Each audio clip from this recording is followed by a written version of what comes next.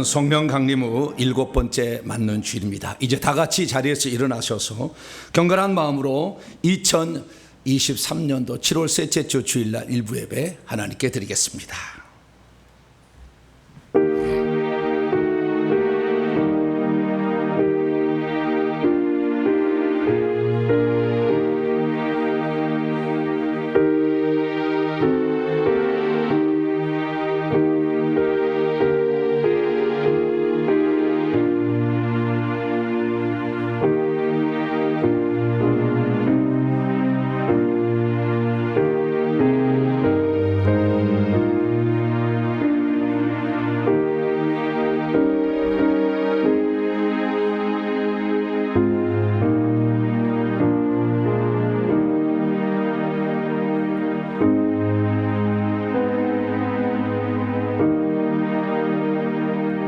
너희는 여호와께 감사하며 그의 이름을 불러 아뢰며 그가 행하신 일을 만민 중에 알릴지어다. 그에게 노래하며 그를 찬양하며 그의 모든 기사를 전할지어다. 그의 성호를 자랑하라. 여호와를 구하는 자는 마음이 즐거우리로다. 찬송 받으시기에 합당하신 하나님 아버지, 우리는 우리 스스로를 해결할 수 없습니다.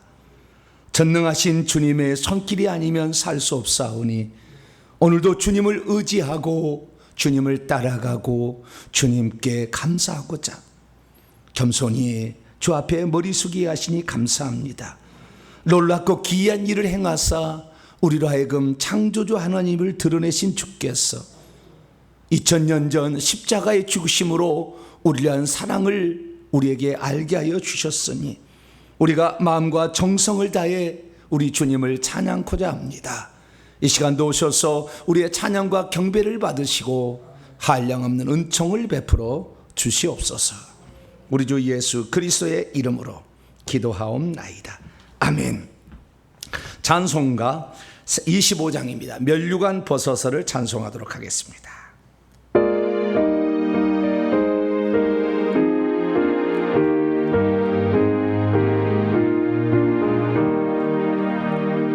면류관 벗어서 주 앞에 들이세 저 천사 기쁜 노래가 온 땅에 퍼지네.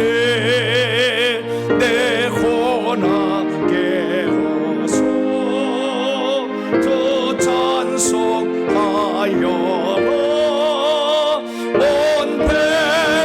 죄를 속하신 만왕의 왕일세.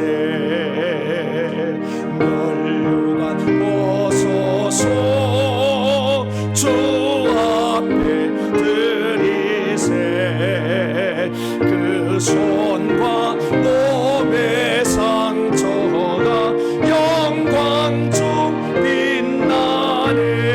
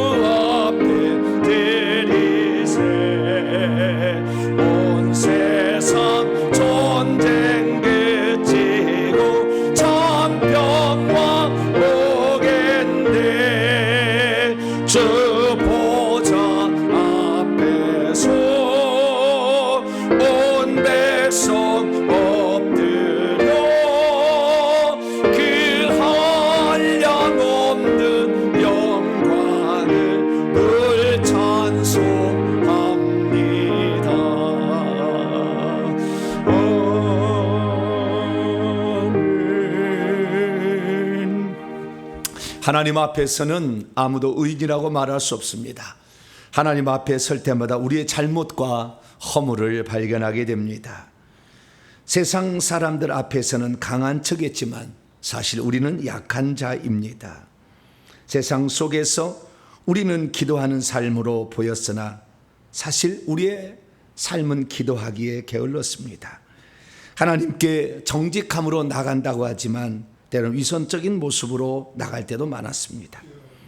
세상 사람들 앞에서는 다 아는 것처럼 말했지만 사실 우리는 모르는 것이 많습니다. 하나님, 주님의 도우심이 아니면 살 수 없는 저희들, 그러나 주의 뜻대로 살지 못해 늘 얻어터지고 또 어려움을 당하는 저희들, 이 시간에 우리의 잘못을 겸손히 고백할 때 주님께서 내 죄를 용서해 주옵소서. 간절히 우리 자신의 잘못을 주 앞에 고백함으로 용서받는 시간 갖겠습니다. 다 같이 자매 기도를 드리겠습니다.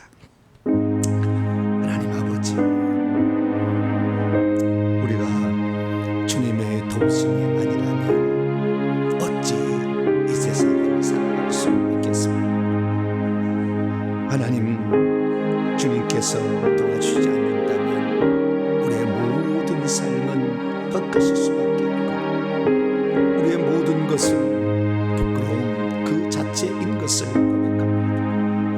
하나님 아버지, 많은 사람 앞에서 강한 척하며 살았지만 가장 약한 자였고, 거룩한 척하며 살았지만 사실 죄인인 것을 고백합니다. 마음에 끓어오르는 분노와 혈기를 이기지 못했고 외식과 가식으로 살아오면서도 나는 괜찮은 사람이러니 생각하며 살았습니다. 주의 말씀을 순종하며 산다고 하지만 일주일을 돌아볼 때 얼마나 기도했을까, 얼마나 회개했을까를 돌아보면 우리 자신이 부끄러울 수밖에 없습니다.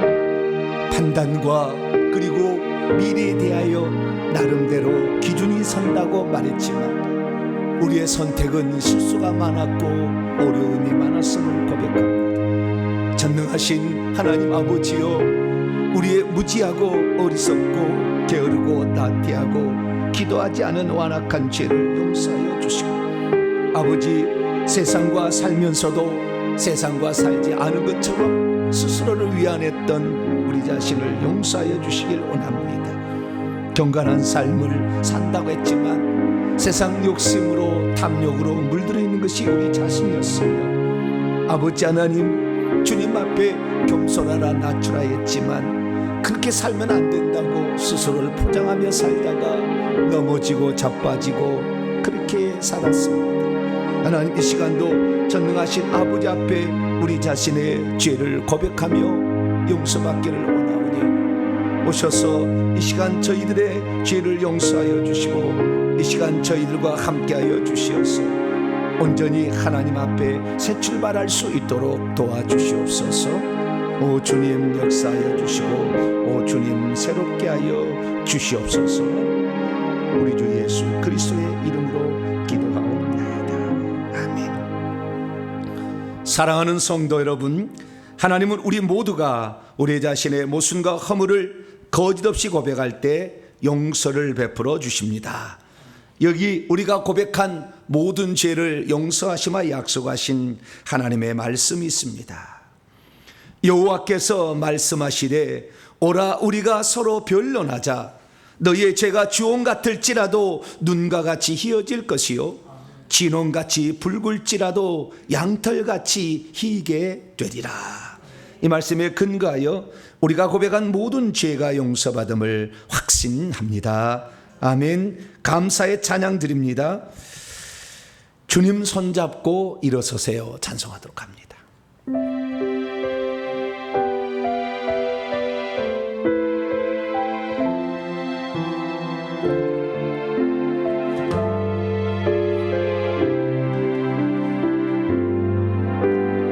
왜 나만 겪는 고난이냐고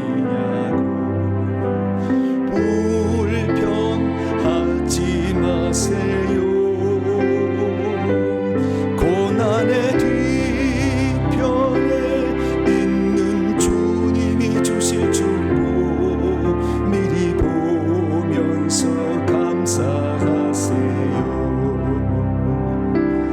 너무 견디기 힘든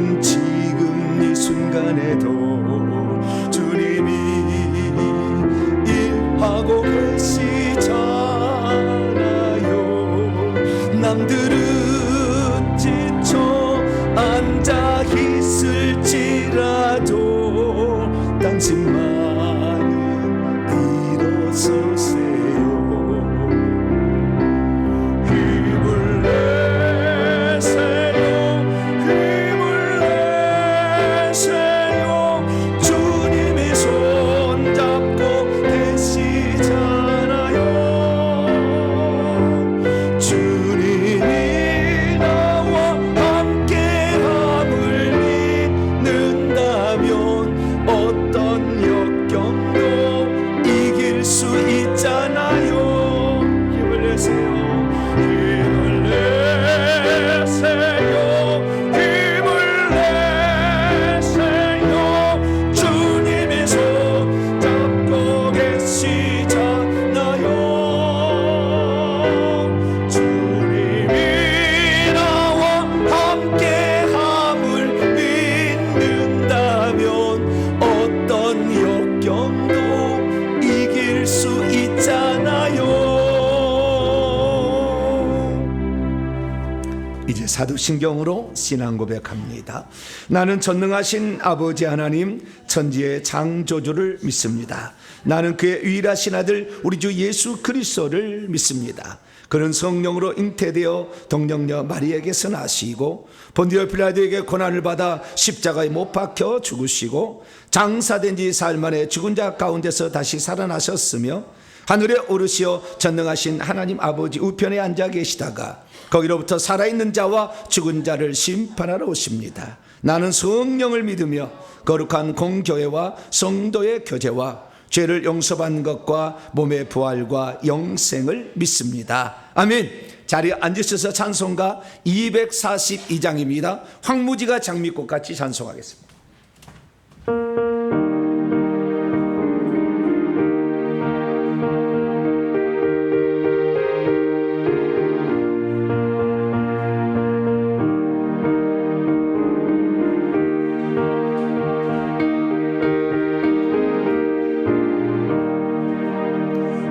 황무지가 장미꽃같이 피는 것을 볼 때에 구속함에 노래 부르며 거룩한 길 다니리 거기 거룩한 그 길에 검은 구름 없으니 낮과 같이 밝고 맑은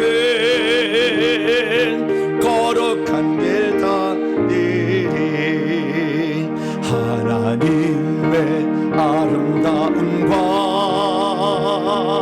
그의 영광 볼 때에 모든 괴로움 잊어버리고 거룩한 길 다니리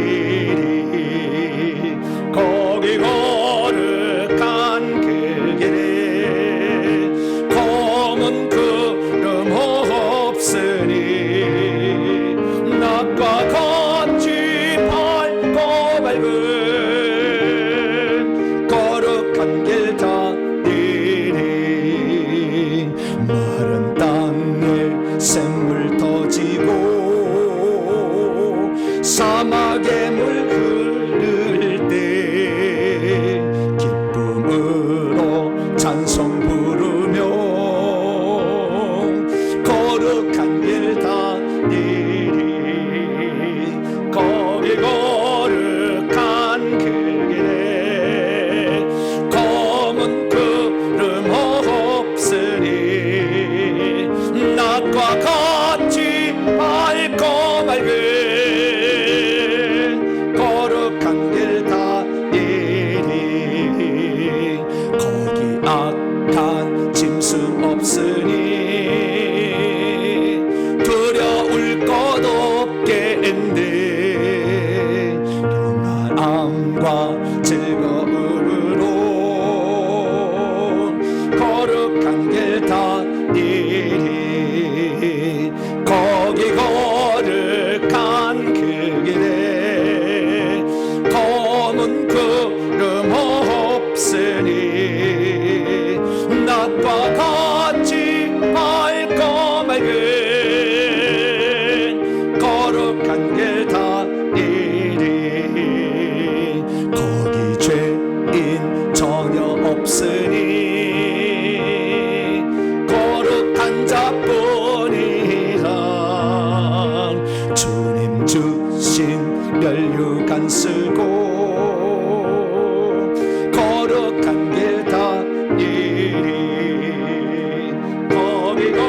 거룩한 그 길에 검은 구름 없으니 낮과 같이 밝고 맑은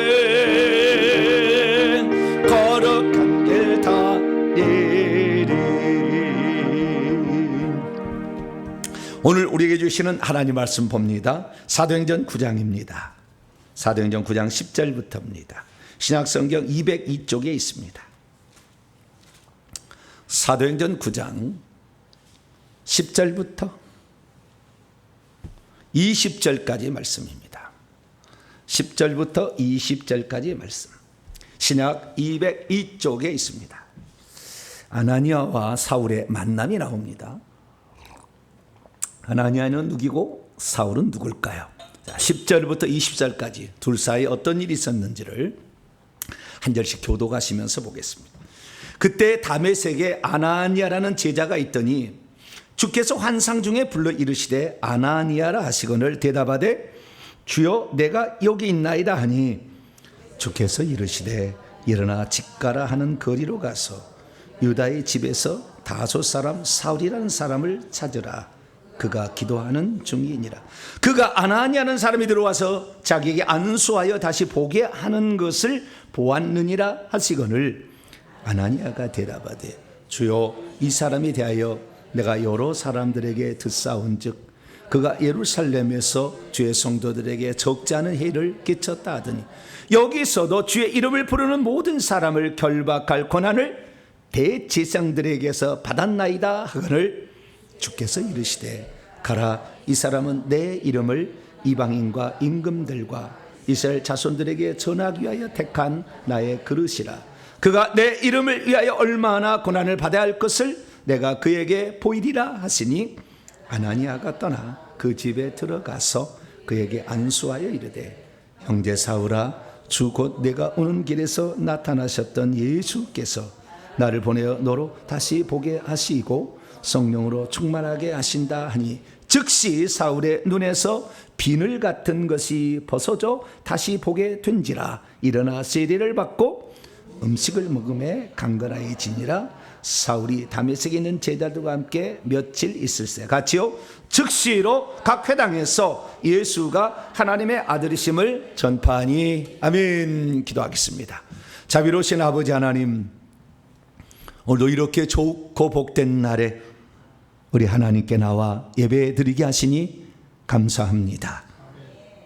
주의 말씀이 있어 오늘도 우리가 이 세상에 살지만 하나님의 사람으로 살아갑니다. 주여 오늘 우리에게 한 주간에 필요한 양식을 공급하여 주시사 이 말씀으로 다시 새 힘을 얻기를 소망합니다. 우리가 어디에 시선을 맞추고 살아야 하는지, 우리가 어디에 생각에 초점을 두고 가야 하는지를 분명히 알 수 있도록 우리의 지각을 열어 주시옵소서. 이 땅에 살다 간 모든 사람들도 다 저희와 성정이 같은 사람으로서 이 땅에 살아갔습니다. 그러나 누구는 하늘나라에 들어갔을 때에 하나님께 칭찬 듣고 보좌 갖게 예배 드리는 사람이 있는가 하면 어떤 이는 저 먼 곳에서 예배를 드릴 자도 있습니다. 주여 오늘 살아있을 동안에 우리가 하늘나라를 잘 준비할 수 있는 저희들 되기를 소망합니다. 이 시간도 말씀을 통하여 저희들을 깨워주시고 바른 길로 인도해 주옵소서. 우리 주 예수 그리스도의 이름으로 기도하옵나이다. 아멘. 오늘 시간에는 바울의 부르심이 여느 부르심과 다른 이유는 이란 제목으로 함께 말씀의 은혜를 나누기를 원합니다. 오늘도 거룩하고 복된 날에 주 앞에 나온 사랑하는 우리 성도들과 또 온라인으로 함께 예배드리는 모든 성도들을 사랑하고 축복합니다. 천국에 가면 우리가 예배드리는 시간이 있어요. 예배드릴 때 저는 모두가 다 예배드리는 줄 알았더니 그렇지 않고 모두가 예배드릴 때도 있고 그 다음에 각 마을별로 24개의 마을이 있는데 그 마을별로 올라와서 예배를 드립니다. 그래서 그 예배 시간이 가장 복된 시간이고 하나님의 은혜를 받는 시간인데요. 오늘도 이 거룩한 주일이 저와 여러분에게 정말 복된 시간이 될 수 있기를 간절히 바랍니다. 저는 지난주에 예수님께서 첫 제자 4명을 어떻게 부르셨는가라는 장면을 살펴보았습니다. 예수께서는 공생애를 시작하시자마자 제자들을 뽑으셨고 그 제자들과 함께 공생애를 시작하셨습니다. 그렇게 하신 데는 일정한 목적이 있었습니다. 성경에 보니까 예수님께서 제자들을 뽑으실 때 어떤 원칙과 그리고 어떤 목적을 가졌음을 알 수가 있는데요. 13절에 마가복음 3장 13절을 보게 되면 예수께서 자기가 원하고 있어 왔던 자들을 불러내셨다, 이렇게 말씀하고 있습니다. 예수님께서 제자들을 선택한 것은 단순하게 자신의 가르침만을 전하기 위한 것이 아니었고, 그분이 얼마 후에는 떠날 거거든요. 그 사역을 계승해서 또 그 사역을 감당해야 되는데 그 사역을 실패하면 안 되잖아요. 그렇기 때문에 하나님께서는 당신께서 이미 천국에서 정해진 사람을 이 땅에 보냈고 그 사람으로 하여금 일하게 하기 위해서 그 사람을 찾아가서 그 사람을 불러냈다. 그러니까 우리가 이 세상에 살 때는 세상 사람은 내가 당신의 제자가 되기 원합니다, 나 좀 받아주세요, 그러면 받아줄 수 있지만 주님은 그래서 사도가 된 게 아니다, 그런 겁니다. 이 하늘나라의 뜻이 어그러지면 안 되니까 그런 거예요. 두 번째는 예수님께서 제자들을 뽑은 목적이 14절과 15절에 나와 있는데요. 첫째는 자기와 함께 있게 하기 위함이었다, 이렇게 말합니다. 왜 예수님께서는 자기와 함께 있게 하셨을까요? 두 번째는 보내사 전도도 하게 하시려고 했다. 세 번째는 귀신을 쫓는 권세도 가지게 했다, 이렇게 얘기합니다. 첫 번째, 예수께서는 왜 자기와 함께 제자들을 있게 하려고 뽑았을까요? 그것은 다른 게 아닙니다. 내가 하는 것을 보아라. 왜? 너희들도 장차 그 일을 해야 되니까. 그래서 예수께서는 자기가 어떤 경지에 오른 다음에 제자들을 뽑아서 포기한 게 아니라 이미 그는 하나님의 아들이셨기 때문에 처음부터 제자들에게 그것을 보도록 하기 위해서 공생의 초기에 제자들을 뽑으셨고, 그리고 그 제자들과 함께 이렇게 활동을 하셨는데 그것은 계속 지켜보라는 겁니다. 어떻게 말씀을 증언하는지, 어떻게 병든 자를 치료하는지, 어떻게 귀신을 쫓아내는지 잘 보라는 것이죠. 두 번째는 세상으로 파송하여 천국 복음을 전파하기 위하여 제자들을 불러내셨다, 이렇게 말합니다.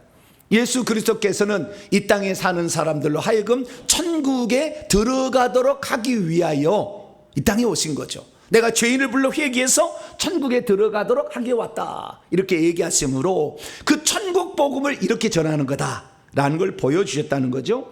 세 번째는 이 세상 사람들이 다 마귀에게 눌려있고 귀신에게 속해있기 때문에 귀신을 쫓는 권세가 없다고 한다면 결국에 세상 사람을 구원할 수가 없다.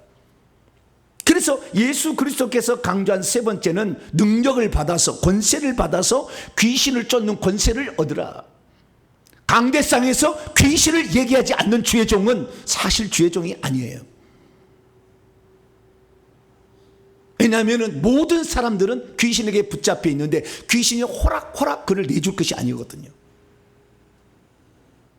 권세 없는 주의 종은 큰일 나는 거예요. 천국 가기 힘들어요. 왜? 다 빼앗길 거니까, 악한 마귀에게. 그래서 이 제자들, 너희들도 내가 가별은 성령을 너희에게 보낼 거니까 성령이 너희 위에 내려오시면 너희가 능력을 받고, 능력을 받아서, 성령을 받아서, 권세를 받아서 복음을 증언하라, 이렇게 하기 위하여 예수님은 제자들을 뽑으셨다는 거죠. 그래서 예수 그리스도께는 당신이 원하고 있어 왔던 자들, 하늘에서 이미 그 사역을 하게 하려고 예정했던 그 자들을 찾아가서 부르셨으니, 예수님이 갈릴리 가버나움으로 가셔서 하신 이유는 그 갈릴리 가버나움 근처에 예수님께서 이미 하늘에서 보낸 7명의 사람들이 그 주변에 살고 있었어요. 다른 제자들이 7명 말고 다른 제자의 5명 제자는 어떻게 있었는지 잘 모르겠어요. 그러나 성경에 나와 있는 바에 보면 7명은 최소한 갈릴리 근방에서 살고 있어요. 그래서 예수님이 그리 가신 거예요. 그래서 거기다가 전세를 얻었는지 월세를 얻었는지 모르지만 그 가버나움에서 예수님께서 사셨다라고 말씀하고 있는 것이죠. 그래서 예수님께서는 그러나 이 12명의 제자가 똑같은 일을 다 똑같이 하는 건 아니었어요. 부르심은 있었지만 그들이 맡아서 해야 될 일이 있었죠. 우리가 지난번에 살펴봤지만 베드로에게는 그물을 던져서 고기를 낚는, 사람을 낚는 어부가 되게 하시고, 야고보와 요한은 그물을 깁는, 수선하는 일을 하게 했죠. 그래서 이 베드로는 복음을 전파해서 처음에 고기를 낚기 때문에 예루살렘 교회, 이방인 교회, 이런 교회들을 세우는 역할을 감당했었죠. 그러나 사도 요한은 나중에 부족한 것, 복음서에 부족한 것이 있어서 요한복음 하나를 더 썼고, 계시의 완성을 위해서 요한계시록을 썼고, 영지주의 이단에 맞서게 하기 위하여 요한 1, 2, 3서를 써서 그 메꾸는, 깁는, 그물을 수선하는 일을 했다. 이것이 다 이 목적이 있다는 거죠. 그래서 이 사람들마다 하나님께서 이 땅에 보낸 목적이 다르고, 특별히 하나님께서 세운 사명자는 특별한 목적에 의해서 이 땅에 보내어졌으며 부르심을 받는다는 것입니다. 그래서 이 부르심에는 각기 다른 종류의 사명이 그들에게 주어져 있음을 보게 됩니다.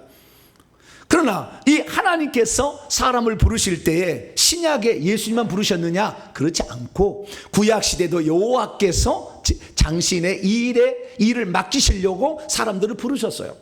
그래서 이 노아, 아브람, 모세, 에레미야, 이사야, 이런 사람들을 결국에 불러내셔서 이 일을 맡기셨다라는 사실을 알고, 신약시대도 베드로, 요한, 사도 바울, 이런 사람들을 불러서 당신 일을 맡기셨다라는 사실을 알 수가 있습니다. 예를 들어서 하나님께서 구약시대 노아를 불러내셨습니다. 그 노아를 불러내시는 이유는 무엇입니까? 세상 사람이 너무나 타락해서 더 이상에 놔두면은 하나도 하나님 믿을 사람이 없어서 천국 들어올 사람이 없으니까 다 없애버리고 경건하여서 하나님을 따르는 노아와 그의 7 식구를 보존하고, 그들로 하여금 하나님의 복음을 전할 수 있도록 하기 위하여 세상 사람 멸해야 되겠다는 거예요. 그런데 멸해버리면 동물들이 다 죽으니까, 홍수로 멸하려고 하니까, 그래서 방주를 지어서 너와 7 식구가 살고, 그리고 지구상에 숨을 쉬고 있는 생명체를 살리려면 방주를 지어서 한 쌍씩을 다 이렇게 들여보내라. 그래서 이 노아를 불러내서 방주를 지으라는 사명을 주셨죠. 어느 날 또 모세를 하나님 부르셨습니다. 모세를 부르신 목적은 무엇입니까? 이스라엘 민족을 애굽에서 구출하여 압제받고 있는, 학대를 받고 있는, 그래서 그들이 부르짖고 있을 때에 애굽 사람, 애굽의 바로 왕으로부터 그들을 건져내서 젖과 꿀이는 가나안 약속의 땅, 아브라함에게 주신 그 약속의 땅으로 인도하여 내도록 하기 위하여 모세를 불러냈다, 이렇게 말하고 있는 것이죠. 그래서 모든 사람들에게는 하나님께서 이 땅에 살아가는데 어떤 목적이 있다는 거예요. 특히 사명자에게는 아주 분명한 목적이 그에게 있음을 알게 됩니다. 그렇다고 한다면 베드로를 부르신 목적은 뭐였습니까? 우리가 지난주에 살펴보았듯이 이 베드로를 부르신 목적은 내가 너희를 사람을 낚는 어부가 되게 하겠다라는 목적으로 불러냈다는 것이죠. 그래서 이 사람을 낚는다는 건 무엇입니까? 고기를 낚는다는 것인데요, 이거 이런 거예요. 잘 생각해 보세요. 고기를 낚아야 된다. 그러면 고기가 거기에서 계속 살고 있으면 되는 것이 아닌 거예요. 우리가 이 세상이라는 물에서, 이 바다로 이게 그 70%가 물로 구성되는 이 세상으로 살고 있는데, 우리는 이 세상에 살면 안 돼요. 누군가 우리를 낚아줘야 돼요. 어디로 데려가려고? 천국 창고로 데려가려고 우리를 낚아줘야 되는 거예요. 그러니까 우리가 여기에서 천년이고 만년이고, 아니 뭐 많이 살지만 80년 살지만 여기에서 그냥 살다가 그냥 여기서 무덤 하나 만들기 위해서 여기에 사는 게 아니는 거예요. 누군가가 낚아줘야 되는 거예요. 낚아주지 않으면 우리는 여기가 진짜인 줄 알고, 여기가 살 곳인 줄 알고, 이 물속에서 물고기가 야 여기가 우리의 살 곳이야 그러고 돌아다닌다는 거예요. 근데 하나님께서는 천국에서 천국이라는 새로운 하나님의 보좌로부터 물이 흐르는데, 생명수 강이 흐르는데, 그 하나님의 있는 생명강에 물을 마시고 그 속에서 살아야 된다. 근데 사람이 잘 모르니까 고기를 낚는다는 거죠. 그래서 베드로를 고기를 낚는 자로서 불러냈다는 것입니다. 그래서요, 우리가 천국에 가게 되면 베드로를 혹시 만날 수가 있는데요, 베드로를 금방 알아볼 수가 있어요. 왜 베드로를 금방 알아볼 수가 있냐면, 천국에 가면 베드로가요, 어깨에다가 황금 그물을 들쳐매고 나타나요. 뭘 들쳐맨다고요? 황금 그물을 들쳐매고 나타나요.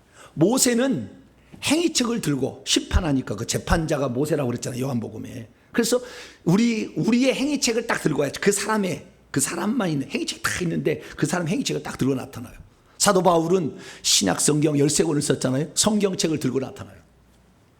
그렇듯이 독특한 특징이 있는데, 천국에 가면 베드로는 뭘 들쳐매고 나타난다고요? 그물인데 황금 그물을 바짝바짝 빛나는 그물을 이렇게 들쳐매고 와요. 우리 성도 한 분이 천국을 이렇게 올라갔는데 보니까요, 베드로의 집에 오니까 황금 그물이 집에 걸려 있어요. 그 집에 걸려 있어. 야, 저걸 걸쳐매고 다니는구나. 그걸 알게 되었어요. 그래서 우리가 천국에 가면, 아, 베드로는 이 세상에서 처음으로 고기를 낚아서 천국에 보내기 위해서 최초의 교회를 세운 사람이다 라는 사실을 알 수가 있는 것이죠. 그래서 모든 사람에게 부르심은 자기 나름대로 독특한 부르심이 따로 있다는 것입니다. 그렇다면 이런 부르심 가운데서 성경에 등장하는 많은 인물들이 있지만, 맨 마지막으로 하나님이 부르셨다라고 성경에 기록된 인물은 누구냐? 사도 바울이라는 인물입니다. 대체 왜 사도 바울을 하나님께서는 불러내셨을까요? 그에게는 어떠한 사명을 주시기 원하여 그를 베드로 말고 또다시 불러내야 했던 것일까요? 베드로의 부르심과 사도 바울의 부르심은 대체 어떻게 다른 것일까요? 특별히 이 사도 바울의 부르심은 오늘 우리가 살펴볼 부르심인데, 이 부르심은 다른 여타의 수많은 그 사명자들의 부르심과 어떤 커다란 차이점을 가지고 있으며, 또한 오늘 우리가 교회로 공동체로 모여서 함께 예배를 드리는 우리가 왜 사도 바울의 부르심에 관심을 가져야 하는 것일까요? 그냥 주의 종들만, 부르심 받을 자들만 그 관심을 가져야지, 왜 우리 같은 평신도들도 사도 바울의 부르심에 관심을 가져야 하는 것일까요? 그래서 오늘은 제가 이 바울의 부르심을 통하여 그 부르심이 여느 부르심과 어떤 차이가 있는지, 그리고 그 부르심이 오늘 우리가 속한 공동체와는 어떤 관련이 있는 것인지를 제가 여러분에게 말씀을 드리고자 합니다. 오늘 본 말씀은 어떤 말씀입니까? 사울 곧 바울이 다메섹의 형제인 아나니아의 안수를 받을 때에 자신의 부르심을 깨닫고 자신을 향한 하나님의 사명을 시작하게 되었다라는 그러한 말씀입니다. 왜 바울은 주님으로부터 직접 부르심을 받았음에도 불구하고 주님께서 직접 그에게 사명을 주시지 않고 굳이 아나니아를 통해서 사명을 받도록 했던 것일까요? 바울의 부르심은 다른 여타의 여느 사명자의 부르심과는 어떻게 다른 것일까요? 그리고 그의 부르심이 들려주는 놀라운 영적인 비밀은 무엇이며, 오늘 평신도로 살아가고 있는 우리 성도들에게는 이 부르심이 어떤 연관성이 있는 것일까요? 오늘 본 말씀은 예수님께서 돌아가신 지 약 4년이 지난 시점에 다메섹 도상에서 일어난 신비로운 한 사건을 우리에게 보도해 주고 있습니다. 이때 사울이라는 바리새파 청년 한 명이 여러 사람과 더불어 다메섹으로 향하고 있었습니다. 그것은 예루살렘에서 핍박을 피해서 저 다메섹까지 도망친 그리스도인들을 잡아다가 감옥에 넘기기 위하여 대제사장부터 공문을 받아서 합법적으로 그 사람을 잡아가기 위해서 가는 중이었습니다. 그런데 정오 대낮이 되었는데 갑자기 하늘로부터 해보다 더 밝은 강력한 빛이 하늘에서 비쳤습니다. 모두가 그 빛을 보자 그 앞에서 쓰러졌습니다. 너무나 빛이 셌습니다. 그때 하늘로부터 음성이 들려왔습니다. 일행들도 무슨 소리를 듣긴 들었지만 그 소리가 무슨 소리인지 분명하지 않았으나 사울에게는 분명하게 들렸습니다. 사울아 사울아, 네가 왜 나를 핍박하느냐, 박해하느냐라는 분명한 히브리어 말로 그 음성이 들렸습니다. 구약시대이든 신약시대이든 하나님께서 특별한 사명을 주시기 위해서 사람을 불러낼 때는 반드시 하나님이 직접 나타난다는 거예요. 구약시대 보면 모세야 모세야, 아브라함아 아브라함아, 사무엘아 사무엘아, 이게 직접 나타난다는 거예요. 신약에도 예수님께서 바울아 바울아 꼭 두 번씩이에요. 그 증인의 수예요. 둘은 확실하다는 거죠. 한 번만 얘기하지 않아요. 한 번 얘기하면 내가 잘못 들었나? 그렇게 할 수 있잖아요. 정확하게 바울아 바울아 이렇게 두 번씩 부르시는 거죠. 그래서 이 바울은 즉시 하늘에서 빛이 갑자기 출현했을 뿐만 아니라 거기에서 들려오는 음성을 듣고, 그 음성은 쩌렁쩌렁한 음성이거든요. 그냥 바울아 바울아 속삭이는 게 아니라 바울아 바울아 뭐 이런 거예요. 좀 쩌렁쩌렁한 물소리 같은, 엄청 많은 물소리 같은 소리예요. 그러자 즉시 그는 엎드린 가운데 주여 당신이 누구십니까? 물어봅니다. 그러자 빛 가운데 나타나신 그분이 바울에게 말했습니다. 나는 내가 핍박하는 예수라. 너에게 할 일이 있어서 내가 나타났으니 일어나 성 안으로 들어가면 네가 무슨 일을 해야 될 것인지를 알려줄 자가 있느니라. 그래서 그는 사람들에게, 그 다음에 눈이 멀어가지고 눈이 안 보이는 거예요. 그래서 그 옆에 사람들이 자기를 부축해서 이 다메섹 안에 어떤 집에, 유다라는 집에 들어가서 금식하면서 3일을 기도하고 있었습니다. 그런데 그 순간에 다메섹에 아나니아라는 한 사람이 살고 있는, 이 사람이 예수님을 믿고 있는 사람이었어요. 그가 기도 중에 있는데 갑자기 환상이 쫙 열리면서 주님이 쫙 나타나셨어요. 아나니아야, 그런 거죠. 그러니까 이 아나니아가 깜짝 놀랐죠. 그랬더니 이 아나니아가 대답합니다. 주여, 제가 여기 있습니다. 무슨 말씀을 하시려고 오셨습니까? 그랬더니 그 주님께서 말씀하십니다. 일어나 가라. 직가라는 거리로 가면 유다의 집에 한 청년이 지금 기도하고 있는 중이다. 그 청년이 환상 중에 어떤 사람이 와서 자기에게 안수하는 것을 보았으니 그에게 가라, 이렇게 말합니다. 그러자 이 아나니아가 근심 어린 말로 그 주님께 말합니다. 주님, 내가 소문으로 듣기는 예루살렘에서 이 청년이 예루살렘에도 예수 믿는 사람을 핍박해서 죽이고 스데반을 죽이고 막 이렇게 했다는데, 지금 다메섹에 있는 우리 형제를 붙잡아 가려고 그래서 와서 적지 않은 해를 미쳤는데 굳이 그에게 가야 합니까?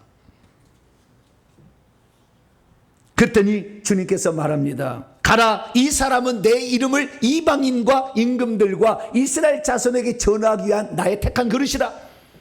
그가 얼마나 고난을 받을 까 내가 이미 일러두었으니 염려치 말고 가라, 이렇게 말합니다.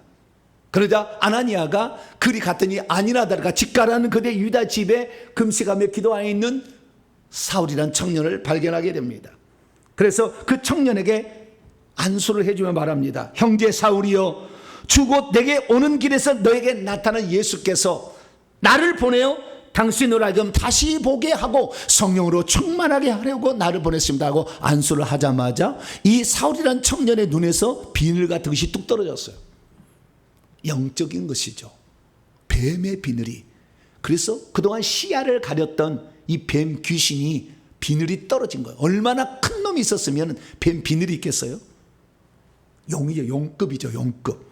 예, 사도 바울의 역사했던 악한 영은 용급이에요. 그 비늘이 뚝 떨어진 거예요.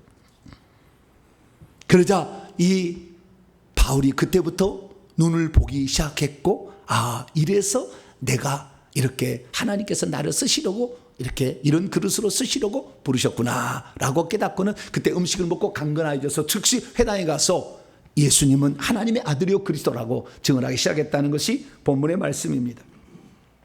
믿음이 없으면 왜 부활하신 예수님께서 사울이라는 청년에게 직접 나타나신지 알 수가 없습니다. 믿음이 없으면 왜 예수께서 나타나신 목적을 직접 사울에게 말씀하지 아니하시고 아나니아라는 사람을 통해서 말씀하셨는지를 잘 모릅니다. 믿음이 없으면 왜 하나님의 사역자 사울에게 무명의 제자 아나니아에게 가서 안수하라고 했는지를 잘 모릅니다. 믿음이 없으면 왜 하나님께서 무명의 사람 아나니아로부터 안수를 받아 사울의 눈병을 고치라고 했는지를 알 수 없습니다. 믿음이 없으면 그렇게 위대한 사도로 쓰임받을 사울의 사명을 무명의 한 사람을 통해서 들으라 했는지를 잘 모릅니다. 믿음이 없으면 왜 사울의 소명이 아나니아가 굳이 들어가서 그 소명을 완성하게 했는지를 잘 모를 수 있습니다. 그러므로 우리 성도들은 믿음으로 하나님께서 직접 나타나신 이유와 그리고 사울에게 소명을 알려주실 때에 간접적으로 아나니아를 통해서 왜 그 사명을 받게 하셨는지를 정확히 깨달아. 오늘 우리가 어떻게 하나님의 사명을 받으며 어떻게 협력하여 하나님의 뜻을 이룰 수 있는지 제대로 파악함으로 여러분도 천국에 들어갔을 때에 잘했다 칭찬 듣고 상 얻는 복된 자가 되길 간절히 바랍니다. 자, 그러면 바울이란 청년은 대체 어떤 사람일까요? 우리는 바울이라는 청년을 사도행전 8장에서부터 만나게 되는데요, 스데반을 그 죽일 때에 그때에 이 죽이는 사람들의 옷을 자기가 겉옷을 자기가 보관하고 있으면서 저놈을 죽여야 된다고 결정했던 바로 그 사람이었다는 사실을 알 수가 있죠. 그래서 이 사울이라는 청년의 등장은 예수 믿는 사람의 원수로 등장을 하고 있습니다. 특별히 예수 믿는 사람을 더 잡아다가 감옥에 던지기 위하여 이 사울이라는 청년이 등장을 하게 되는 것이죠. 그것이 바로 사도행전 9장의 말씀입니다. 사실 사도행전에 나와 있는 이 바울의 부르심은 어떤 부르심보다도 강력하고 중요한 부르심이었습니다. 왜냐하면 기독교 역사뿐 아니라 세계 역사 가운데 가장 중요한 사건을 사울의 회심으로 보고 있기 때문이죠. 왜냐하면 그로 인하여 복음이 갈릴리와 예루살렘 유대인 중심으로 되었던 이 복음이 저 이방 지역까지 확대되어서 이것이 로마로 가게 되고 로마에서 영국으로 미국으로 건너서 그 다음에 대한민국까지 오게 되었기 때문에 그렇습니다. 바울은 어떤 사람입니까? 당시 로마에 속주했던 길리기아 다소에서 출생했는데요, AD 5년경에 출생했을 것으로 보여집니다. 예수님하고 나이 차이는 6년에서 10년 정도. 그래서 5년이나 10년 정도의 탄생이 추정이 되는데 나오지는 않습니다. 추정이 될 뿐이죠. 예수님보다 5살에서 한 10살 정도 어린 친구였다, 이렇게 생각하시면 되겠어요. 그런데 이 친구는 성공하기 위하여 자기 아버지가 이 이방 지역에 살고 있는 헬라파 유대인이었기 때문에 예루살렘 유학을 보냈어요. 그래서 이 예루살렘에서 가장 석학으로 알려졌던 가말리엘 밑으로 들어가서 바리새파 교육을 받으며 출세의 길을 모색하고 있었습니다. 그런데 이 친구가 워낙 열심히 뛰어나기 때문에 기왕 될 바엔 사내들은 공회원이 되자 생각하고, 사내들은 공회의 최고의 결정보다는 대제사장이 항상 맡겨졌기 때문에 대제사장 눈에 잘 띄어야 되겠다 생각을 한 거예요. 그래서 지금 이 대제사장 가운데 내가 저 사람이 눈에 띄면 어떻게 할 거냐, 대제사장이 가장 싫어하는 것이 예수 믿는 사람을 쳐 죽이는 거거든요. 그러자 그것을 나에게 맡겨주시오, 이렇게 해서 그 공문을 받아가지고 예수 믿는 사람을 잡아가두기 시작했습니다. 그러면 왜 사도 바울은 이렇게 예수 믿는 사람을 핍박하는데 앞장섰을까요? 그는 출세라는 것도 있었지만 사실 자기의 생각에는 아주 신앙적 열심으로 그런 거예요. 왜냐하면 어떻게 인간이 하나님의 아들이 될 수가 있느냐, 신성모독죄다. 그것을 믿고 따르는 저것들은 다 미친 것들이다. 어찌 하나님이 둘일 수가 있느냐, 절대 그럴 수 없다. 저것들을 잡아다 죽여야 된다. 하나님의 육신 있고 이상의 온지를 모르는 거예요. 그래서 신성모독죄를 짓고 있는 그 도를 따르는 자들을 감옥에 갇혀넣기 위해서 왔고, 그것을 강력하게 증거하는 스데반을 죽이는 것을 당연하게 생각했고, 저것은 죽여서 없애야 된다, 돌로 쳐 죽여라, 그렇게 생각해서 혈기가 등등하게 살아가고 있었습니다. 그러나 오늘 본문 말씀 보니까 그래서 저 멀리 예루살렘뿐만 아니라 다메섹까지 가가지고 형제들을 붙잡아 죽이려고 가는 이 찰나에 예수님께서 직접 나타나셨습니다. 오늘 본문 말씀 보니 다른 시대적인 사명자의 부르심처럼 이 사도 바울의 부르심은 개인적으로 주님이 직접 나타나시는 부름이었습니다. 이런 부르심은 시대 가운데 어쩌다 한 명씩 있는 독특한 부르심이죠. 그 중에서 이 구약이나 신약의 인물 가운데 하나님이 부르신 사람들 가운데 가장 극적인 부르심은, 다시 말해서 영화를 만들 수 있는 그런 부르심은 구약은 모세고 신약은 사도 바울이에요. 아브라함도 조금 이렇게 될 법하기도 합니다만은, 그러나 자, 우리가 모세 이야기는 너무나 극적이잖아요. 이 갈대 상자가 물에 탁 떠나는 것부터 영화가 시작이 되잖아요. 저게 왜 떠나냐? 악어가 확 피해서 막 가잖아요. 저게 왜 보니까 그 뚜껑을 열어보니까 저 얘가 누구지? 영화를 찍으면 그런다 그거예요. 이 사도 바울의 영화를 찍으면 뭐예요? 씩씩한 군장 같은 군사 같은 무장을 쫙 하는 사람이 여러 사람과 더불어 씩씩하게 사막을 쫙 걸어가고 있는 거죠. 쫙 걸어가고 있는데 갑자기 하늘에서 우리도 그럼 시선이 그렇게 가잖아요. 저 뭐지? 이렇게 영화를 찍어야 되는데 할렐루야. 극적인 부르심. 이게 두 사람을 꼬이라면 구약에는 모세, 신약의 바울이에요. 그때 이 사울은 하나님의 뜻과 정반대되는 길을 가고 있었죠. 그래서 하나님께서 그를 거꾸로 때려서 이제 그를 이 땅에 보내신 목적을 이루시고자 그에게 나타나셨고, 또한 그에게 나타나셨지만 그에게 이제 다메섹 안에 들어가면 너가 어떻게 이 땅에 오게 되었고 무슨 일을 해야 될지를 알려줄 자가 있다고 그랬다는 거예요. 그래서 들어가 보니까 아나니아가 그 일을 해줬잖아요. 그래서 이 바울의 부르심은 아주 독특한 좀 부르심입니다. 첫째는요, 인류 역사에 몇 명 안 되는 하나님께서 직접 오셔서 부르신 부르심을 받았다는 거예요. 이것은 이 사람이 장차 얼마나 중대한 일을 감당할 것인가를 알려주는 거예요. 오늘날 우리가 부르실 때는 성령이 환상으로 부르시기도 하고 주의 종의 말씀을 통해서 또 구음회 때 안수를 받아서 부르기도 하지만 사도 바울은 그런 부르심이 아니었다는 거예요. 직접 나타난 부르심이었다는 거예요. 그런데 또 독특한 건 뭐냐면 직접 나타나셨으면 사울에게 내가 너에게 나타난 것은 이런 목적이 있어서 왔느니라 그렇게 얘기하셔서 모세야 내가 너에게 온 이유는 뭔지 아느냐? 이스라엘 민족의 그 고통 가운데에서 있는 내 백성을 건지기 위해서 너에게 지금 왔다 이렇게 얘기하시면 되잖아요. 그런데 이 신약의 예수님께서는 그렇게 얘기하지 않으셨어요. 성 안에 들어가라. 그러면 네가 해야 될 일을 이룰 자가 있느니라 라고 말했다는 거예요. 다시 말해서 아나니아라고는 먼저 믿고 있는 형제를 통해서 그의 사명을 전달하셨다라는 것입니다.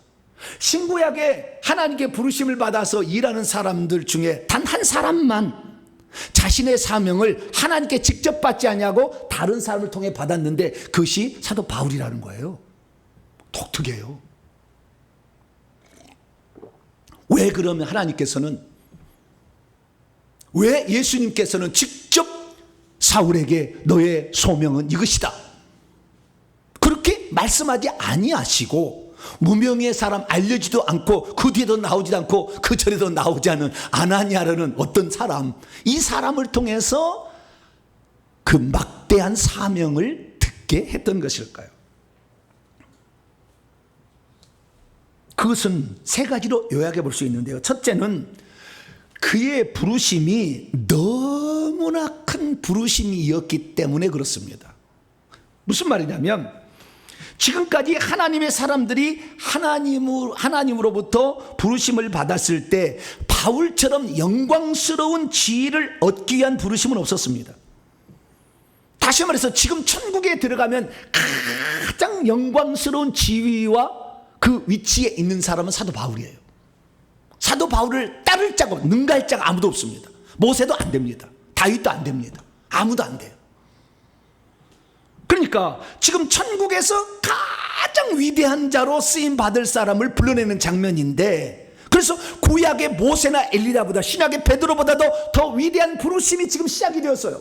그런데 만약에 주님께서 직접 나타나실 뿐만 아니라 소명까지 직접 주신다고 하면 사도 바울 속에 무슨 생각이냐? 내가 이런 사람이야, 까불지 마라, 이렇게 자신을 교만하게 할 확률이 너무 많은 거예요. 그걸 확 낮추려고. 네가 모든 걸 하는 게 아니야. 이것을 알게 하려고 하나님께서는 이 사도 바울을 직접 나타나셨지만 소명을 직접 말해주지 아니하고 무명의 아나니아는 알려주지도 않는 그 사람을 통해서 소명을 받도록 하셨다는 것입니다.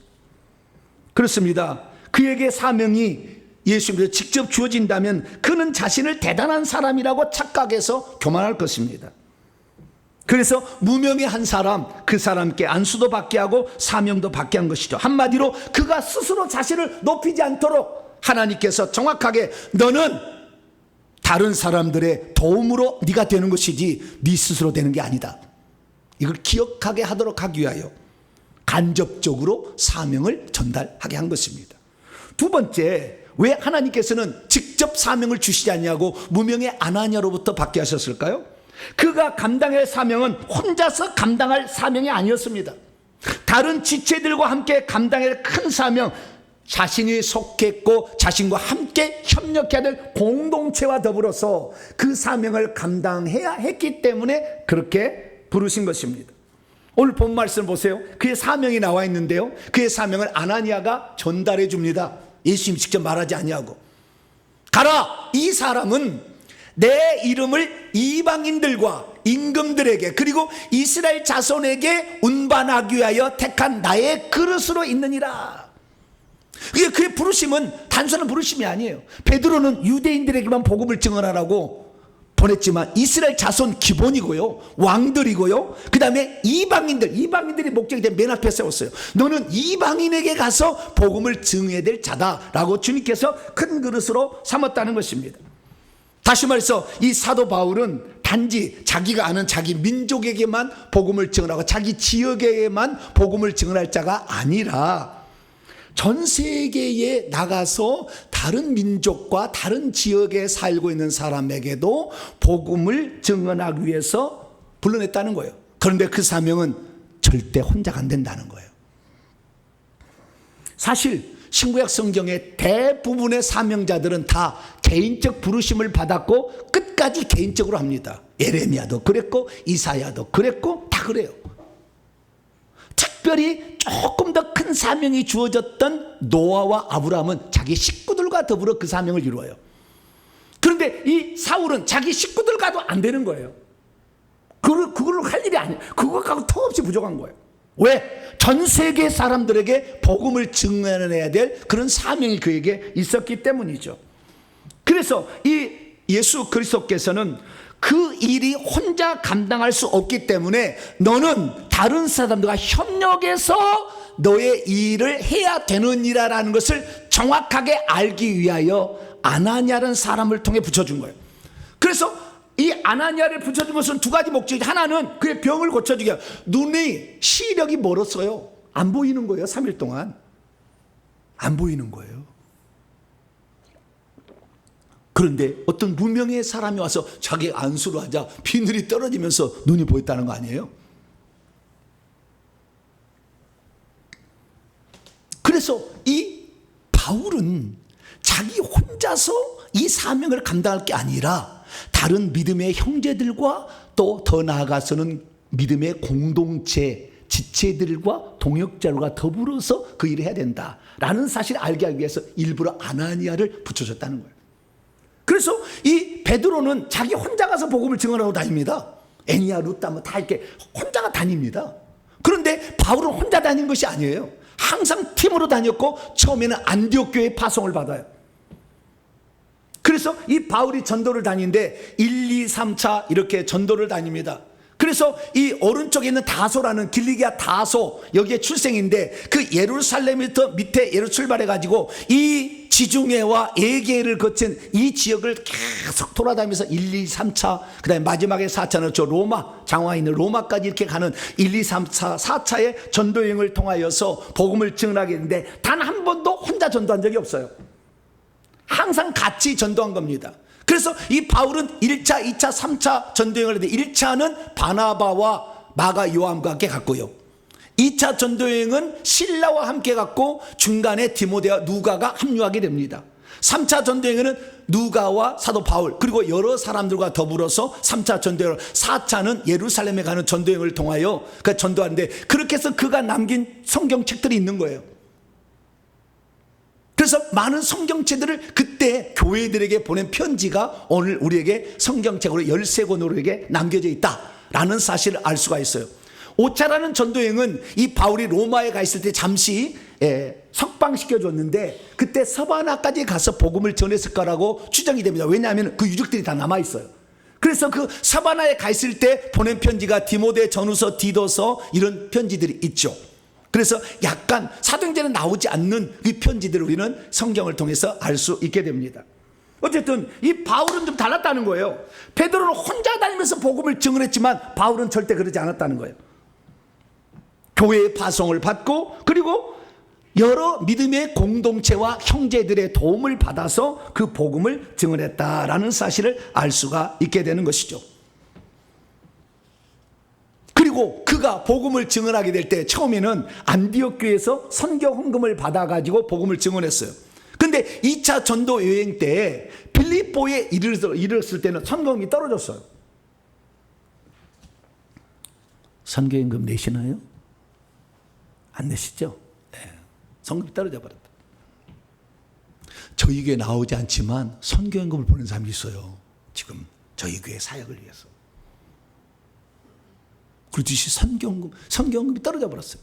그랬더니 하나님께서 빌립보에서 자주장사 루디아라는 여인을 만나게 해가지고 그 루디아라는 여인이 선교연금을 보태줘요. 그래서 이 빌립보에서 데살로니가 베레아를 거쳐가지고 고린도까지 오게 됩니다. 근데 고린도에다 또 성경이 떨어졌어요. 그래서 고린도에 갔을 때는 바울이 자기가 직업이 하나 가지고 있었어요. 유대인들은 어디에 가서도 살 수 있도록 직업 하나를 꼭 훈련을 시켜줘요. 근데 다소라는 지역은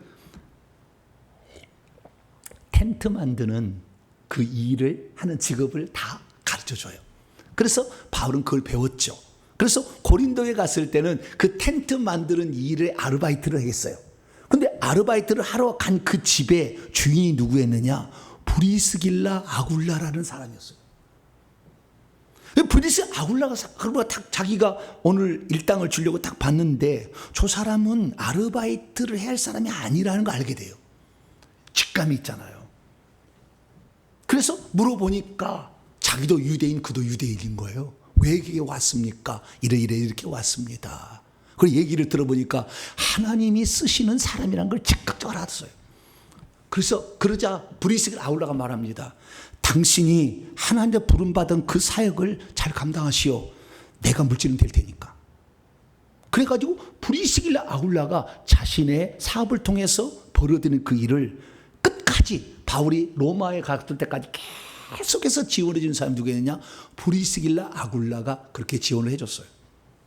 그래서 그 물질의 문제가 결국에 해결이 된 것이죠. 그러니까 바울은 자기가 이렇게 돌아다니면서 여러 사람 같이 다니게 먹을 것, 숙식 이런 것들이 많이 필요하잖아요. 가난한 교회들도 또 도와줘야 되고 이런 길이 있는데 이런 것들을 결국에 선교를 헌금을 해주는 사람을 만났다는 것입니다. 그래서 우리는 바울의 이 부르심이 개인적인 자기 일만 하는 부르심이 아니라 돌아다니면서 교회를 세우고 교회 지도자를 만들고 그래서 3차 전도 여행 때는 에베소에 있으면서 소아시아 전역에 있는 사람들을 불러다가 두란노스온에서 3년 동안 훈련을 시켜서 각계 라오디게아, 골로새 이런 데다가 교회의 지도자를 파송해서 그 사람들을 세우는 일까지 감당하는 어마어마한 일을 해야 했기 때문에 하나님께서는 바울에게 네 혼자 하는 게 아니라 너를 도우는 자와 협력해서 이 일을 할 수 있느니라 라는 것을 처음부터 확실하게 깨달으려고 아나니아라는 사람을 딱 붙여서 너와 협력해서 해야 된다 라는 사실을 그에게 알려줬다는 것입니다.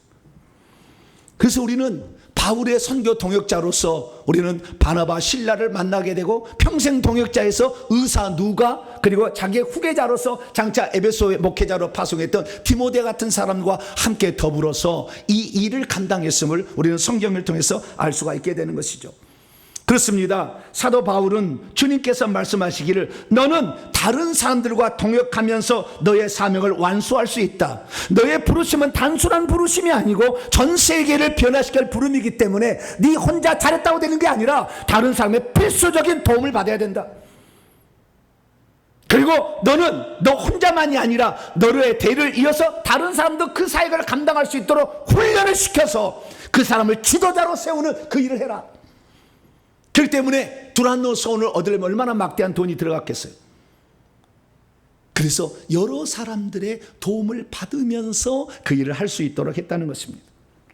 그러므로 이 바울을 하나님께서, 예수님께서 예를 들어서 이 바울의 눈이 안 보이는 거, 이런 문제를 직접 고칠 수 있잖아요. 하나님은 능력이 없습니까?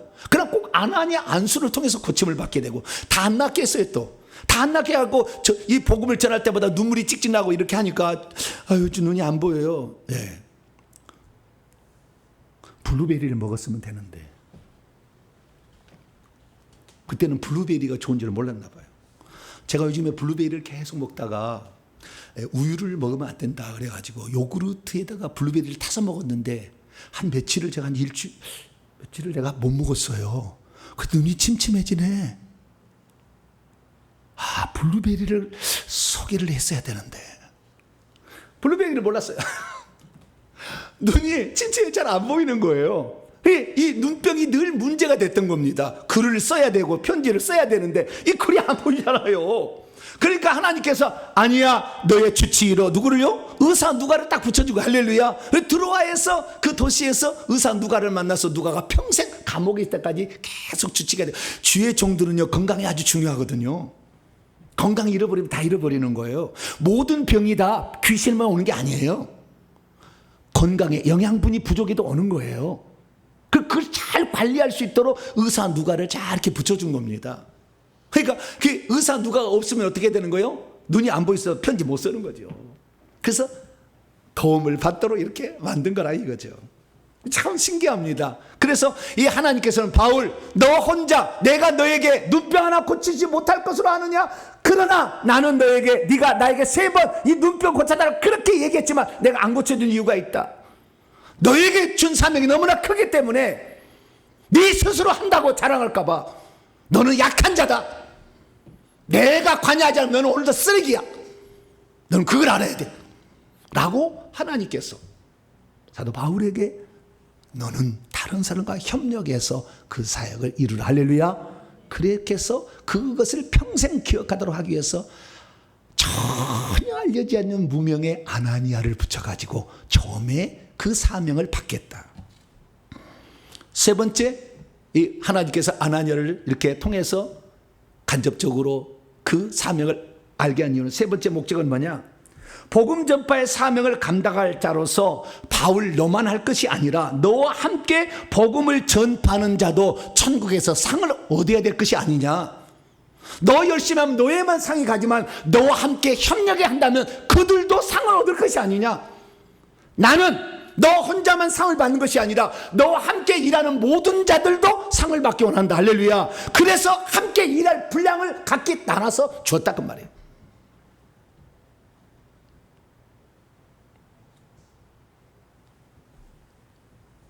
많은 사람들이 오늘 자기 혼자 뭔 일을 하는 것으로 알아요.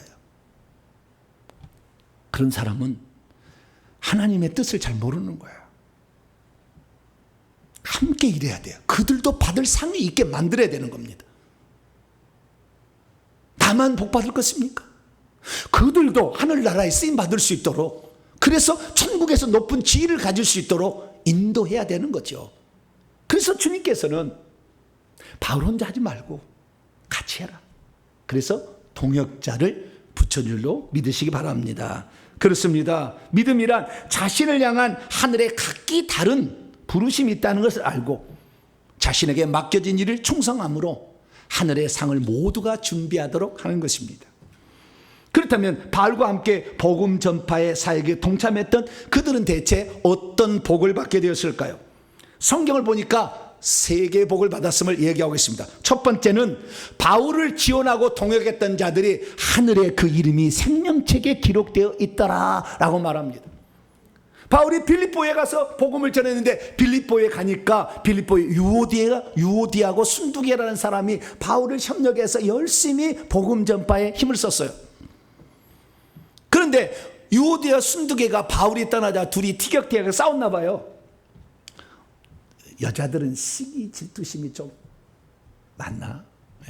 좌우지간 둘이 싸웠대요. 그래서 주님, 바울이 뭐라고 하냐? 유오디아야, 순두계야, 주 안에서 같은 마음을 좀 품었으면 좋겠다 이렇게 얘기한 거예요. 그런데 놀라운 사실은 그 뒤에 말씀이에요. 또 참으로 나와 멍에를 같이 한 내게 구하노니, 이 빌립보서를 받을 편지를 받은 사람이 얘기하는 거예요. 복음에 나와 함께 힘쓰던 저 여인들, 유오디아 순두교에 포함되죠. 또한 글레멘드와 그 외에 나의 동역자들을 도와주라. 그들의 이름들이 생명책 안에 있다. 여러분, 교회 와서 혹시 티격태격 싸운다고 생명책 이름이 지워질 것 같지는 않아요. 왜냐하면 주일에 충성한 사람들은 그런 축복이 있는 거예요. 조금 실수해도 봐주는 게 있나 봐요. 왜? 그 거룩한 하나님을 위해서, 하나님의 사역을 위해서 자신을 드린 자들을 하나님 기억하신다 이거예요. 그래서 첫 번째는 생명책에 그 이름이 기록되게 한다. 생명책에 이름이 기록되지 않으면 성 밖으로 쫓겨나는 거 아시죠? 두 번째는 죽은 다음에 반드시 천국에 들어가게, 새 예루살렘 성 안에 들어가게 해주신다는 겁니다. 디모데서 4장 18절에 주께서 나를 모든 악한 일에서 건져내시고 또 그의 천국 안으로 들어가도록 구원하시리니. 그러니까 이 거룩한 하나님의 뜻을 알고 거기에 자신을 헌신하는 사람은 반드시 새 예루살렘 성 안의 주인공이 된다. 이 사실을 모른 채 그냥 살아가고 그냥 예수만 믿으면 천국이지, 무슨 하나님 일에 충성해야 쓸데없는 일을 네 혼자 말씀 많이 해.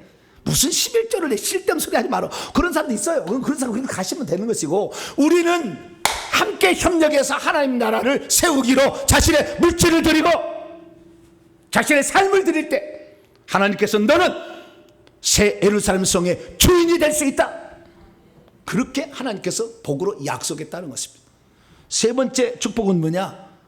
하늘에 갔을 때 영예스러운 영광의 면류관을 쓸 수 있도록 약속해 주신다.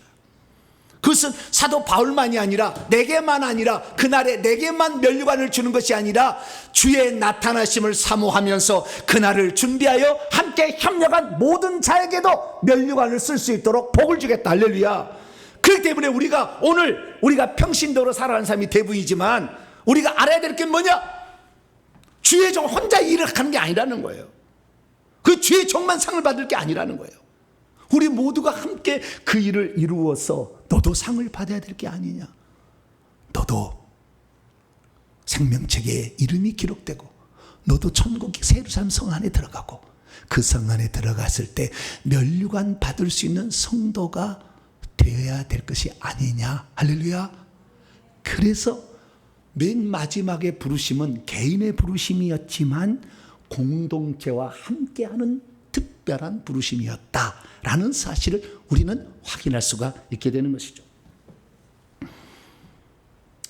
저는 회개와 청부연구소 설립을 위해서 지금까지 10여 년을 기도해 오고 있습니다.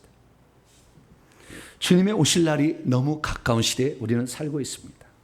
아마 제 생각 같은 우리 세대 끝 무렵에 주님이 오시지 않을까 저는 생각하고 있습니다.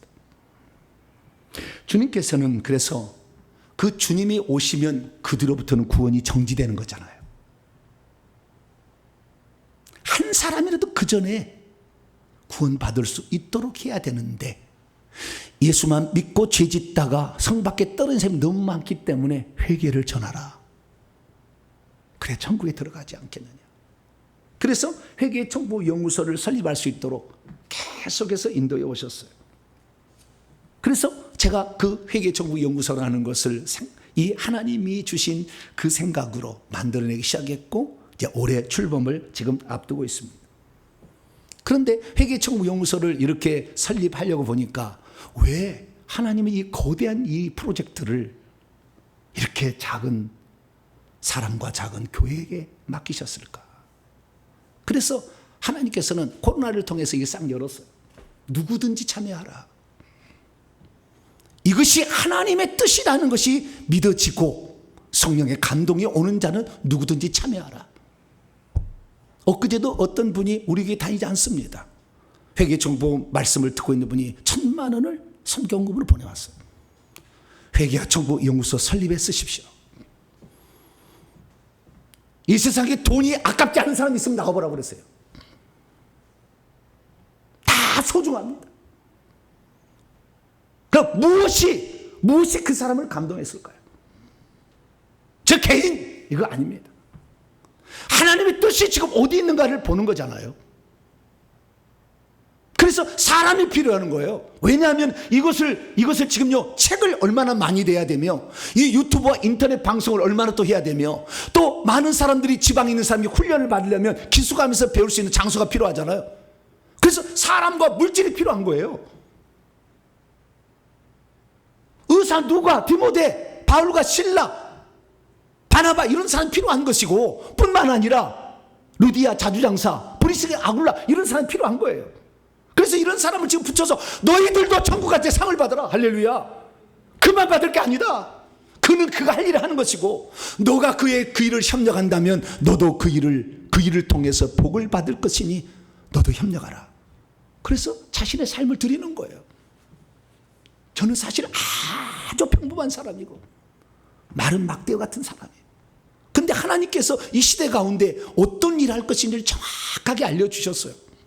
그래서 출발하고 있는 것입니다. 저와 여러분, 작은 거지만 보리떡 2개와 물고기 5마리를 주 앞에 올려드렸을 때 5,000명을 먹이고도 12광절이 남는 기적이 나왔습니다. 작은 것을 드린다 할지라도 주님께 드려지는 순간 그것은 어마어마한 폭발력을 가질 수 있다는 거예요.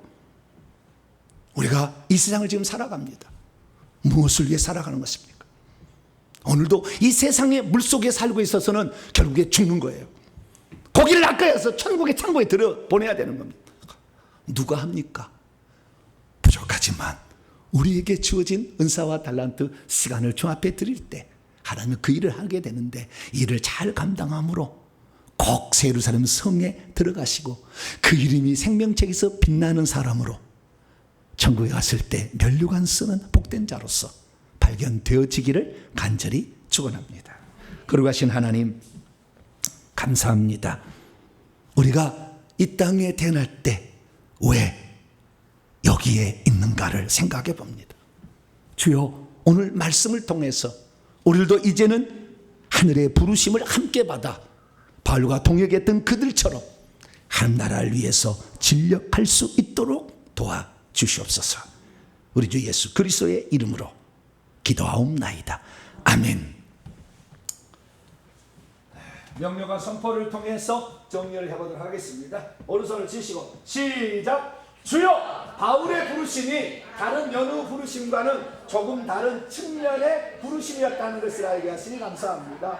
주여, 다른 부르심들은 각기 개인적으로 주어진 사명을 완성하는 부르심이었지만 바울의 부르심은 동역자들과 믿음의 공동체가 함께 참여하는 부르심이었다는 것을 알게 하시니 감사합니다. 주여, 바울의 부르심은 유대인뿐만 아니라 여러 왕들과 특히 이방인들에게 복음을 전해야 할 아주 거대한 사명이었다는 것을 알게 하시니 감사합니다. 주여, 바울의 건강과 선교 자금을 바울 스스로에게 맡기지 아니하신 것은 함께 연합하게 하려 함이었다는 것을 알게 하시니 감사합니다. 주여, 다른 사람들이 바울과 동역하게 된 데에는 다른 사람들도 주의 일에 같이 참여하여 함께 상받고 함께 면류관하는 성도가 되게 하기 위함이었다는 것을 알게 하시니 감사합니다. 주여, 이 마지막 시대의 부르심은 바울과 같은 부르심이었는데도 미처 그것을 깨닫지 못했나이다. 용서해 주소서. 결단입니다. 시작. 주여, 이제는 다른 지체들과 함께 동역하겠습니다. 주여, 이제는 각기 주어진 역할에 최선을 다하겠습니다.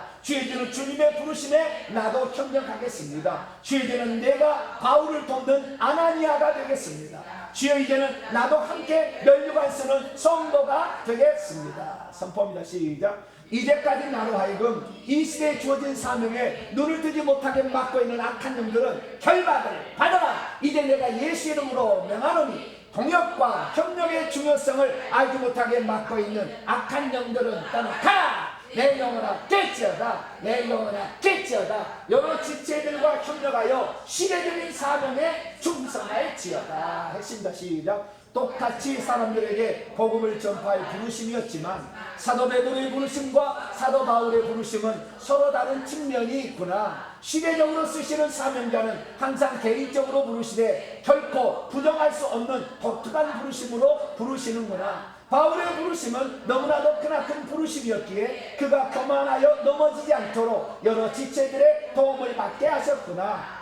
바울이 감당해야 할 사명은 다른 지체들과 공동체와 함께 감당해야 할 아주 독특한 부르심이로구나. 이 시대의 부르심은 개인의 부르심이 아니라 동역자와 협력하여 함께 완성해야 할 부르심이로구나. 사명자라도 다른 동역자와 함께 일하게 하심은 다른 사람들에게도 상을 주시려는 하나님의 의도에서 비롯된 것이로구나. 아멘. 두 손 들겠습니다. 구약은 선민만 그렇게 은혜를 받았어요. 신약의 예수님은 아니다. 이스라엘 중에서도 이만한 믿음을 만나보지 못했다는 사람이 전부 이방이었어요. 가버나움의 백부장, 로마의 저 시돈 두로 지역의 수로보니게 여인, 나는 이제 내 핏줄이라는 것의 한계를 이제는 뛰어넘는다. 이제는 어떤 개교회만 부흥하는 것이 아니라 함께 협력해서 나의 나라에 들어올 자를 찾는 것을 원한다 말씀하십니다. 우리는 연약한 지체들입니다. 다 감당할 수 없습니다. 그럼 내가 할 수 있는 영역이 있습니다. 주여, 내가 이 사역에 나도 동참함으로 천국에서 바울만 상 받는 것이 아니라 모든 사람이 상과 면류관을 얻도록 초청했으니 나도 그 사역에 동참합니다. 나를 사용하여 주옵소서. 주여 한번 부르고 기도하겠습니다. 주여! 아버지 하나님, 수많은 사람들이 이 땅에 살다가는 시점에 있습니다. 옛날에는 내 교회 부흥만을 생각하며 아버지 그렇게 살아왔습니다.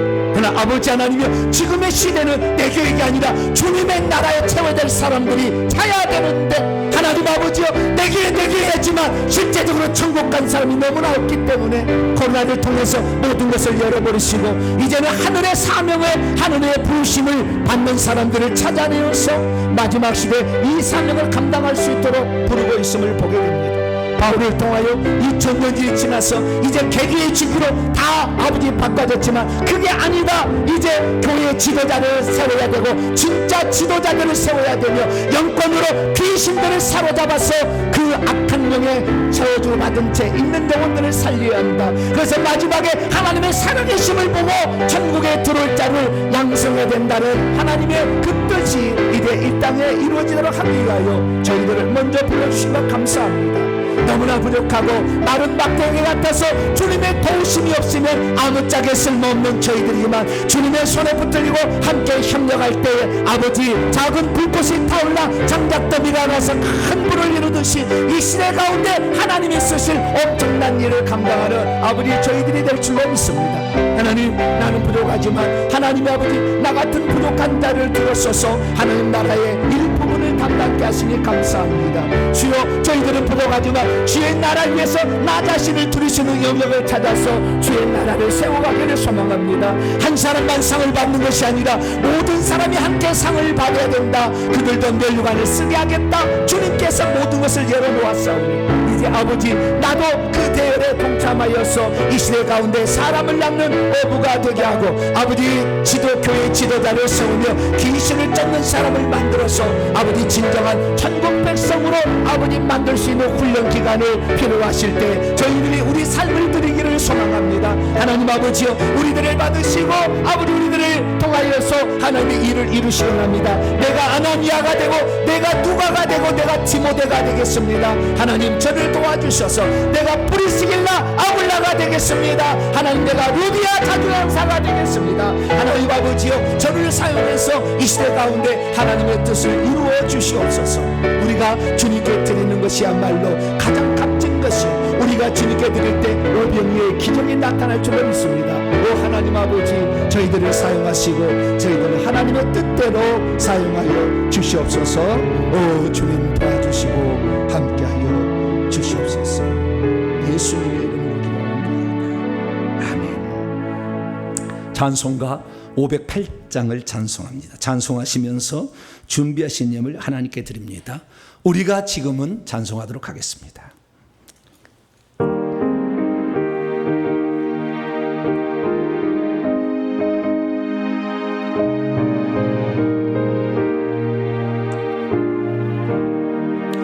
우리가 지금은 나그네 되어도 화려한 천국에 멀잖아 가리니 이 세상 있을 때 주 예수 위하여 끝까지 힘써 일하세. 주 내게 부탁하시네 전사도 흠모하겠네. 화목케 하라신 그 주의 말씀은 온 세상 널리 전하세. 주 예수 말씀이 온 세상 만민들 흉악한 죄에서 떠나라 하시니 이 말씀 듣고서 새 생명 얻으러 이 기쁜 소식 전하세. 주 내게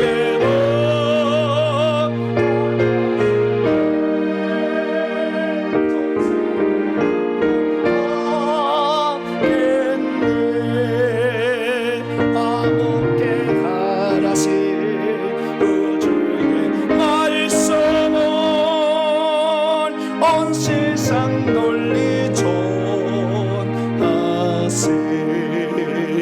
영생의 복락과 천국에 갈 길을 만 백성 알도록 나가서 전하세. 주 예수 말씀이 이 복을 전하라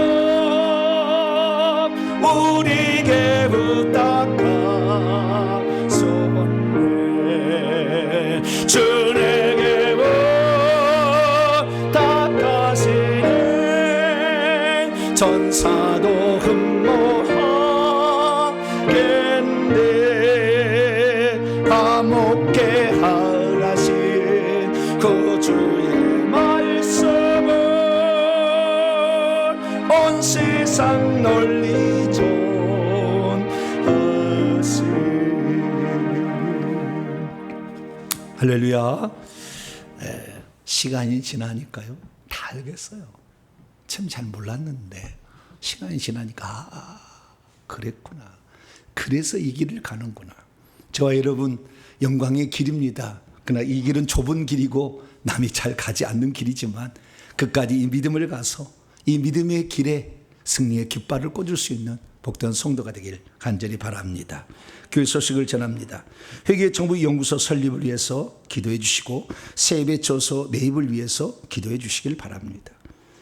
장리 16주년 감사주일이 다음 주일입니다. 특별성회를 준비하고 있습니다. 1부 예배는 똑같이 1부 예배 진행합니다. 2부 때 새생명 전도잔치. 다음 주 1부 예배 할까요 말까요? 해요? 2부 예배만 해요?